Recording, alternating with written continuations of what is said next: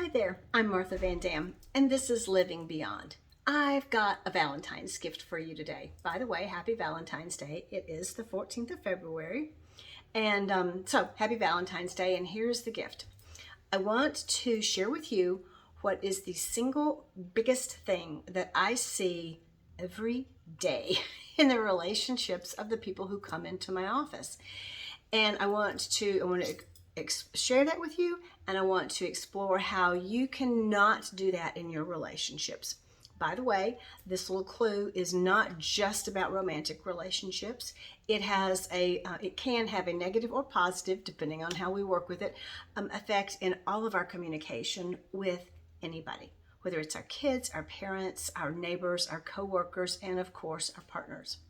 So here is the number one thing. You've heard it before, but that is when one person comes to the other. Person number one comes to person number two, and person number one has something that they want to bring up. Maybe something they're not pleased with, their feelings have been hurt, but they want to bring something up. And the problem is when person number two hears what has been said, and instead of listening and working with the issue, they become defensive. I know you've heard it. I know you've probably been a part of it. I don't think any of us have been exempt. But I believe this is the number one relational issue that causes the most trouble. And I think it shows up in just about every relationship at some point in time.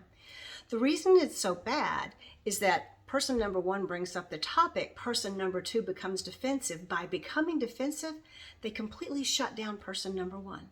They say, by being defensive, they say, what you have just said to me is invalid and I won't hear it. And the conversation either gets shut down or person number one feels like they have to dig in deeper and deeper and deeper. That's actually more likely what happens. And so it looks like this. Someone comes into my office and say maybe a client says, I don't like the color of your walls in here, maybe. If I'm going to be leaning into the relationship and I want there to be good communication, then I better be tuned in that it is more advantageous to me to ask questions and find out why that's a problem. Not take it personally, that's a big point, but lean in and become curious about why do you think that? Why is that a problem? Do you not like this color at all in anything? Do you think the walls shouldn't be painted? What's the deal? But what we tend to do is we tend to back into our corner and we tend to start explaining why the walls are what they are, or whatever the circumstance person number one is bringing up. What we tend to do is starting explaining, what we're doing is we're protecting ourselves. We really don't like hearing that somebody else doesn't like what we've done or said. And so we start protecting ourselves. Well, guess what? Protecting is the exact opposite of connecting.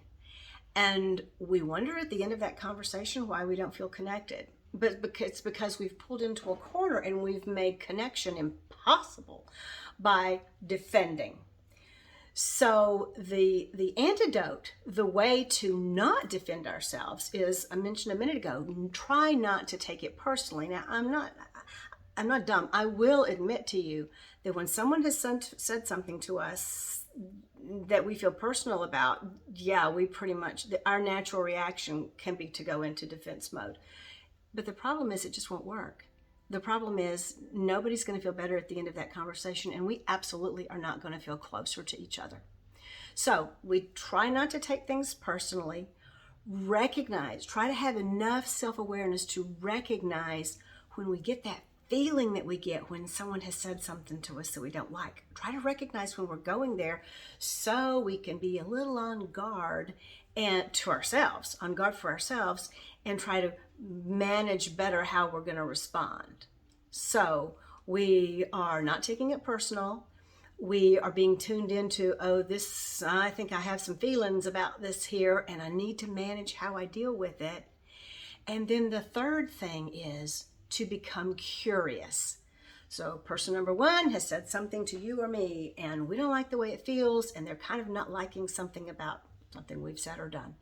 If we can become curious, curiosity helps nix that sense of defense and it helps keep the communication going. And if we'll become curious long enough, most of the time we'll realize that conversation really isn't personal. That point the other person made really isn't personal. That point actually is that person describing something they are having trouble with. And if we cannot be defensive, then we can lean in with them and we can connect with them over that problem.